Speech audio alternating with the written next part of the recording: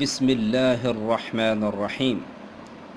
استقبال رمضان کورس کا آج تیسرا دن ہے۔ آج ہم انشاءاللہ نماز کے بارے میں بات چیت کریں گے۔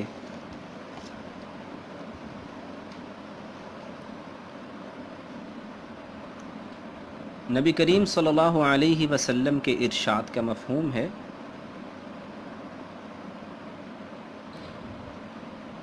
کہ نماز آنکھوں کی ٹھنڈک ہے، اور حدیث پاک میں آتا ہے کہ نبی کریم علیہ السلام جب نماز کے لیے کھڑے ہوتے تو اتنی دیر کھڑے رہتے تھے، بعض اوقات قدم مبارک سوج جایا کرتے تھے، سویلنگ ہو جاتی تھی۔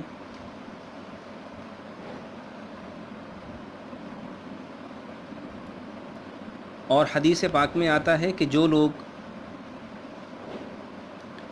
بڑے اطمینان سے وضو کرتے ہیں، اطمینان سے وضو کرنے کا مطلب یہ نہیں ہوتا کہ پانی ضائع ہوتا جا رہا ہے اور وہ تسلی سے وضو کر رہے ہیں۔ اطمینان سے وضو کرنے کا یہ مطلب ہے کہ پانی بھی ضائع نہ ہو اور اچھے انداز میں وضو بھی کر لیں، جس میں جسم کا کوئی حصہ خشک بھی نہ رہے۔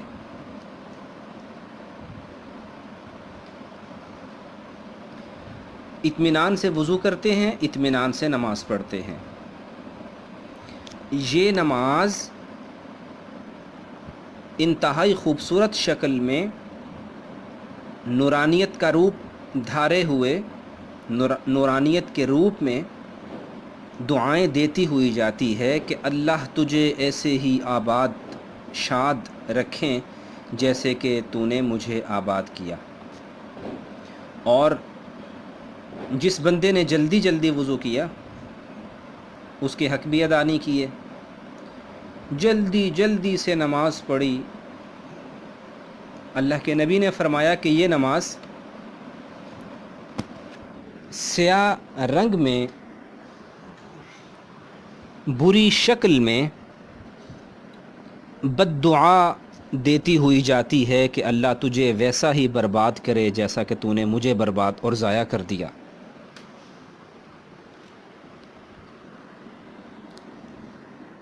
اور بعض اوقات حدیث پاک میں آتا ہے کہ ایسی نماز جو جلدی جلدی میں پڑھی جائے، کوئی آداب سنتوں کا خیال نہ رکھا جائے، یہ نمازی کے منہ پہ مار دی جاتی ہے۔ ایک بڑے بزرگ گزرے ہیں، حضرت ابراہیم بن ادھم رحمۃ اللہ علیہ۔ بعض لوگوں نے دیکھا کہ نماز کے بعد منہ پہ ہاتھ رکھ لیتے تھے۔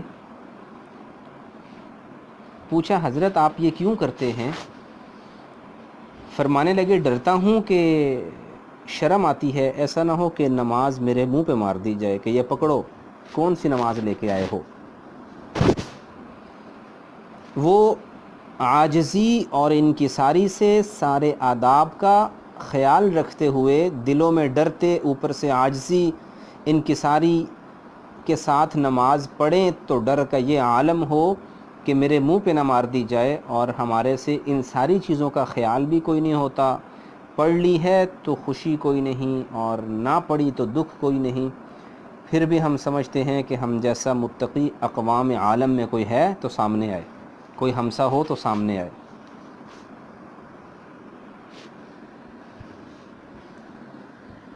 اور یہ انسان کی بربادی کا آغاز ہو جاتا ہے جس وقت سب اچھا اس کی نگاہوں میں آنا شروع ہو جاتا ہے۔ اللہ کے نبی فرمایا کرتے تھے اللہم اجعلنی فی عینی صغیرا وفی اعین الناس کبیرا، کہ یا اللہ مجھے اپنی نگاہوں میں چھوٹا کر دے، لوگوں کی نگاہوں میں عظیم کر دے۔ ہم اپنی نگاہوں میں عظیم ترین ہستیاں ہیں، اور لوگوں کے سامنے ہماری کیا ہستی ہے، کیا ویلیو ہے، یہ تو لوگ ہی بتا سکتے ہیں۔ بھلائی کی ہوگی تو اچھی گواہی ملے گی، اور برائی کی ہوگی تو بری گواہی ملے گی۔ اللہ کے نبی صلی اللہ علیہ وسلم نے ایک دفعہ ایک صحابی کو دیکھا تیز تیز نماز پڑھتے ہوئے تو اپنے صحابہ سے فرمایا اگر یہ اسی طرح سے نمازیں پڑھتے ہوئے رخصت ہو گئے، انتقال کر گئے، تو اللہ ایمان نصیب نہیں کرے گا۔ ہمارے ہاں تو یہی مشہور ہوتا ہے کہ چلو یار جلدی جلدی نماز پڑھیں، پھر کھانا آرام سے کھاتے ہیں۔ کچھ بزرگ فرمانے لگے کبھی یوں بھی کہہ دیا کرو کہ جلدی جلدی کھانا کھا لو، پھر تسلی سے نماز پڑھتے ہیں۔ فرق ہے دونوں باتوں میں۔ حضرت انس رضی اللہ تعالی عنہ رکوع کے لیے کھڑے ہوتے تھے تو اتنی دیر کھڑے رہتے تھے کہ لوگوں کو گمان ہونے لگتا تھا کہ کہیں بھول تو نہیں گئے۔ یہ بخاری شریف کی روایت آ رہی ہے۔ اسی طرح جب دو سجدوں کے درمیان بیٹھتے تھے تو اتنی دیر بیٹھے رہتے تھے، بعض اوقات یوں لگتا تھا کہیں بھول تو نہیں گئے۔ اور ہماری نماز میں کمی انہی دو چیزوں میں زیادہ ہوتی ہے۔ رکوع سے اٹھتے ہیں، سیدھی کمر نہیں کرتے، جھٹ سے سجدے میں، سجدہ کر کے اٹھتے ہیں تو سیدھی کمر نہیں ہوتی، جھٹ سے دوسرے سجدے میں، ایسے نماز نہیں ہوتی۔ اللہ کے نبی صلی اللہ علیہ وسلم کا ارشاد ہے، بعض اوقات لوگ 60 برس 60 ایئرز نماز پڑھتے رہتے ہیں مگر ان کی نماز قبول نہیں ہوتی۔ کبھی رکوع اچھی طرح سے ادا کرتے ہیں تو سجدہ ٹھیک سے نہیں ادا کرتے، اور کبھی سجدہ ٹھیک کر لیا تو ان کا رکوع صحیح طرح سے ادا نہیں ہوتا۔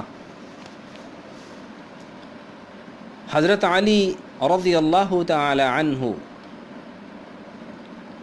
جب بھی نماز کا وقت آتا تو چہرے کا رنگ بدل جایا کرتا تھا۔ ایک دفعہ لوگوں نے پوچھا حضرت خیریت تو ہے؟ ادھر سے نماز کا وقت ہوتا ہے، ادھر سے آپ کی یہ حالت ہو جاتی ہے، کچھ بتائیں تو صحیح مسئلہ کیا ہے؟ فرمانے لگے اس بوجھ کے اٹھانے کا وقت آ جاتا ہے جسے اللہ نے زمین و آسمان پہاڑوں پر ان کے سامنے بھی پیش کیا تو انہوں نے اس بوجھ کے اٹھانے سے انکار کر دیا۔ میں ڈرتا ہوں کہ رب کائنات کے سامنے کیسے کھڑا ہوں گا۔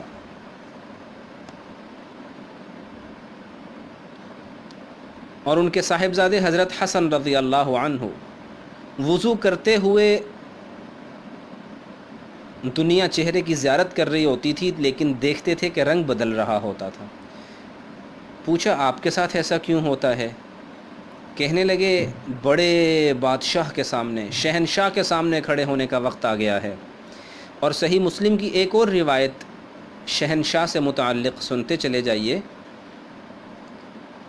حدیث پاک میں آتا ہے اللہ تعالیٰ قیامت کے دن اس بندے سے سخت ناراض ہوگا جس کے نام کا مطلب نکلتا ہوگا شہنشاہ، یعنی بادشاہوں کا بادشاہ، اور یاد رکھو وہ صرف ایک اللہ کی ذات ہے۔ تو اس لیے ہم بعض لوگ کہہ دیتے ہیں جی یہ تو شہنشاہ بنے ہوئے ہیں، یہ شہنشاہ ہے۔ یہ جملہ غلط ہے، اس جملے کو اوائڈ کرنا چاہیے۔ بادشاہوں کا بادشاہ صرف ایک اللہ تعالیٰ ہے اور کوئی نہیں۔ ہاں بادشاہ کہہ سکتے ہیں۔ تو حضرت حسن رضی اللہ تعالی عنہ بھی یہی فرمایا کرتے تھے، ایک بہت بڑے شہنشاہ کے سامنے پیش ہونے کا وقت آ گیا ہے۔ اس کے بعد وضو کرتے، مکمل کرتے اور مسجد میں تشریف لے جاتے۔ مسجد میں جاتے ہوئے کہا کرتے تھے اے اللہ تیرا گناہ گار بندہ تیرے در پہ حاضر ہے، اے اللہ تیرا بد اعمال کرنے والا بندہ تیرے در پہ آ گیا ہے، اور اے اللہ آپ ہی تو کہتے ہیں کہ تم میں سے اچھے وہ ہیں اور جو تم میں سے اچھے ہیں وہ ان لوگوں کو معاف کر دیں جو برے ہیں، یہ آپ ہی تو کہتے ہیں۔ تو بس اللہ تیرا برا بندہ آ گیا ہے اور تو اچھا ہے، تو اپنے اس برے بندے کو معاف کر دے۔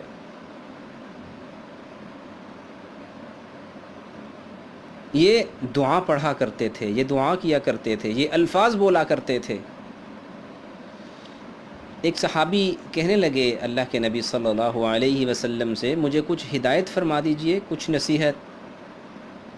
ارشاد ہوا کہ جب آپ نماز کے لیے کھڑے ہوں تو اس حالت میں کھڑے ہوا کرو کہ تم دنیا سے جا رہے ہو، دنیا چھوڑ رہے ہو، اور یہ نماز تمہاری آخری نماز ہے۔ جب اس کیفیت کے ساتھ پڑھو گے تو نماز کی کیفیات ہی بدل جائیں گی، نماز کے ناز و انداز ہی بدل جائیں گے، طریقے ہی بدل جائیں گے، اطوار ہی مختلف ہو جائیں گے۔ یہ سوچ تو لا کے دیکھیے، یہ ان لوگوں کی نماز تھی جو نبی کی اکیڈمی کے تربیت یافتہ تھے اور یونیورسٹی سے فارغ ہونے پہ سرٹیفکیٹ ملتے ہیں، وہاں سے بھی سرٹیفکیٹ مل گیا، رضی اللہ عنہم ورضوا عنہ، وہ ہم سے راضی ہم ان سے راضی۔ میرے نبی کی اکیڈمی کے تربیت یافتہ لوگ یہی تھے کہ رات ہوتی تھی اور ان کے پہلو ان کے بستروں سے علیحدہ سے رہتے تھے، یدعون ربهم خوفا وطمعا، کبھی ذوق سے، کبھی شوق سے، کبھی خوف سے اس رب کو پکارا کرتے تھے۔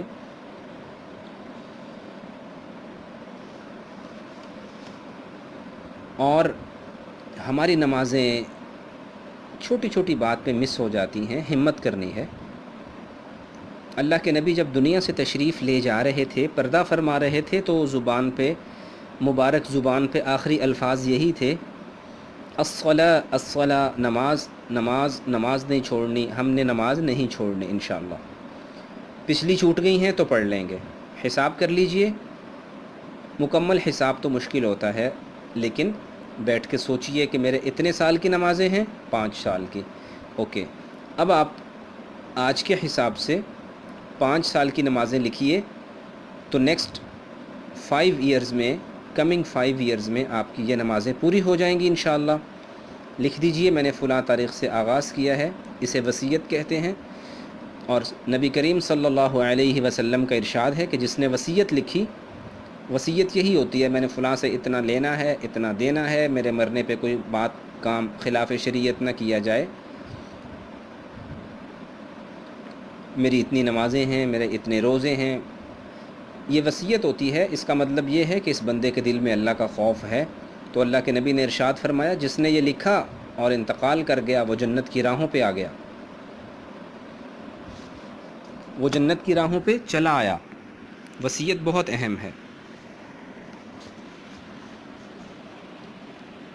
تو انشاءاللہ تعالی ہمیں اپنی نمازوں کا بڑا خیال کرنا ہے، اور جن کے فرض باقی رہتے ہوں، پچھلی نمازیں باقی رہتی ہوں، ایسے لوگ نوافل کی طرف بہت زیادہ دھیان مت دیں، بلکہ جن اوقات میں نوافل پڑھنا چاہیں ان اوقات میں اپنی پچھلی نمازیں پڑھ لیں۔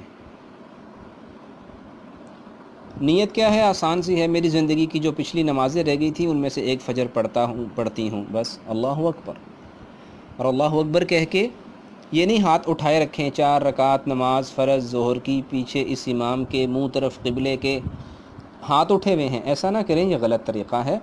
ہاتھ صرف اس لیے اٹھائے جاتے ہیں کہ اللہ اکبر کہا جا سکے، یہ ارادہ دل میں ہی کر لیجئے، زبان سے دہرانا چاہیں تو بھی دہرا لیجئے، اور ساتھ میں ہاتھ تب اٹھائیے جب اللہ اکبر کہنا ہو، اللہ اکبر کہیں اور ہاتھ باندھ لیں۔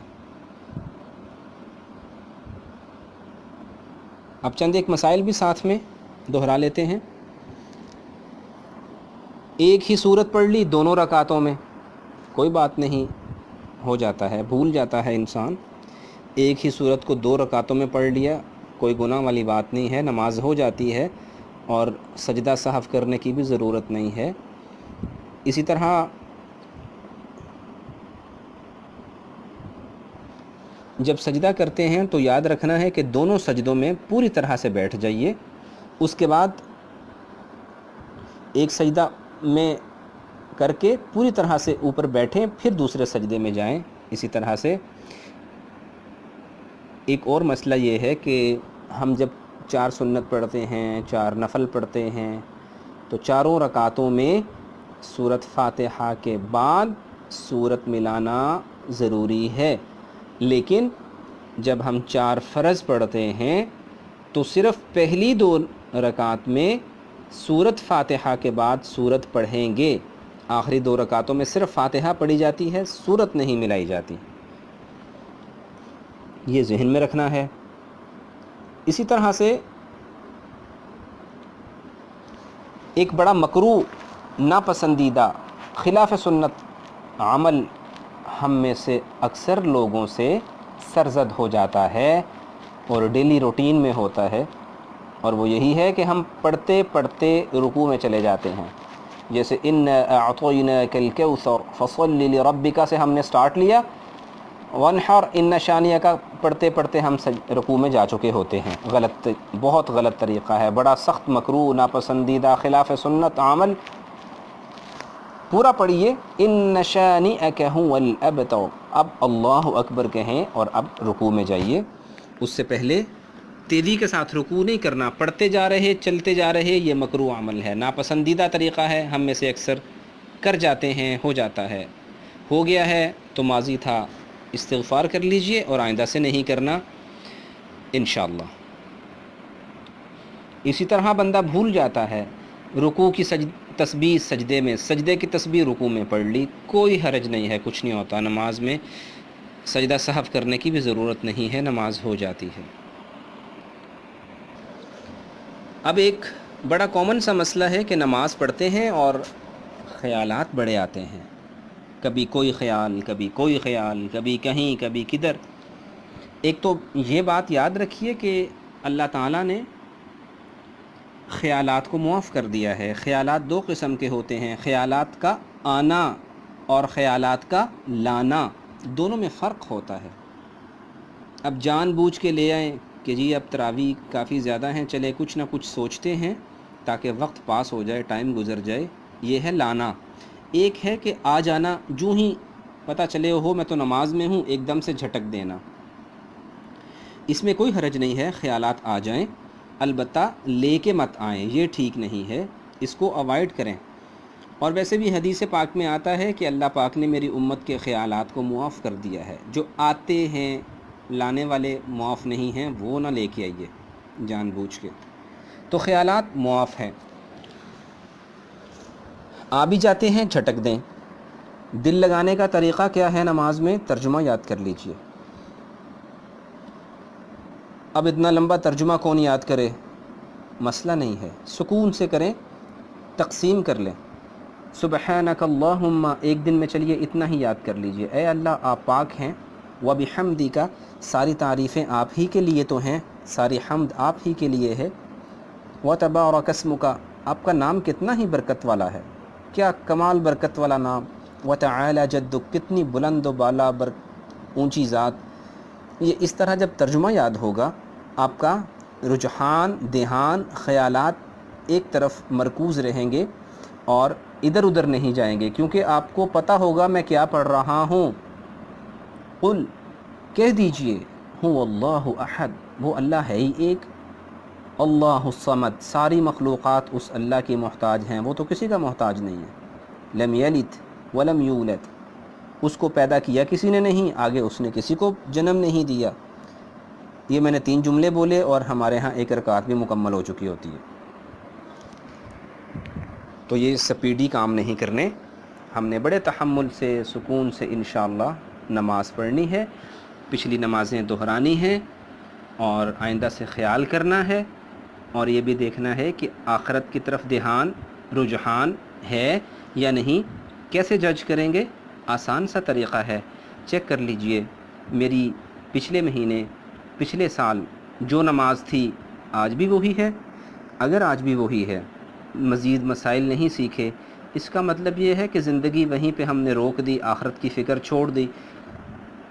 جب دنیاوی لحاظ سے ہم سوچتے رہتے ہیں کہ ترقی کیسے ہوگی اور بزنس کیسے امپروو کریں گے اور لائف سٹائل کیسے بڑھائیں گے، کیسے اچھا کریں گے، تو آخرت کے لحاظ سے بھی سوچنا ہے کہ آخرت کیسے بہتر کریں گے، کیسے بہتر بنائیں۔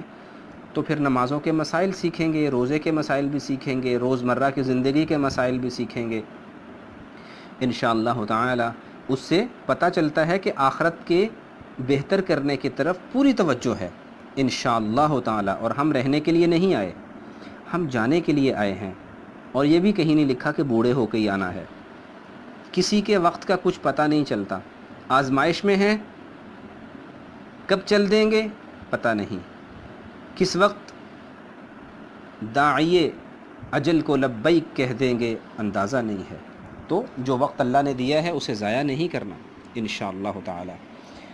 اور اللہ تعالیٰ سے دعا کرتے ہیں اللہ تعالیٰ ہمیں صحیح معنوں پہ دین پر چلنے، دین کو اپنی زندگیوں میں لانے، دنیا کے ایک ایک کونے تک پھیلانے کی توفیق عطا فرمائیں.